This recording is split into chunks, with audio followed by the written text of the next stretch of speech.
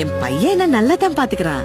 ஆனா எனக்கு ஒரு பொண்ணு இல்லைன்னு அப்பப்போ தோணும். எனக்கு அம்மா கிடையாது, அப்பா மட்டும்தான். அப்பா பாசமானவர், ஆனா இறந்த அப்பா இருந்தாலும் ஒரு அம்மா ஆக முடியாதுல்ல. எனக்கு ஒரு அம்மாவும் உங்களுக்கு ஒரு பொண்ணும் தரதுக்காக தான் ஆண்டவன் விஜய் என்னையும் மீட் பண்ண வச்சிருக்காருன்னு நினைக்கிறேன். நான் விஜயோட பழகின கொஞ்ச நாள்லயே விஜய் நிறைய பேசினது அம்மா அம்மா அம்மா தான். உலகத்திலேயே விஜய்க்கு ரொம்ப பிடிச்சது அவனோட அம்மா மட்டும்தான்.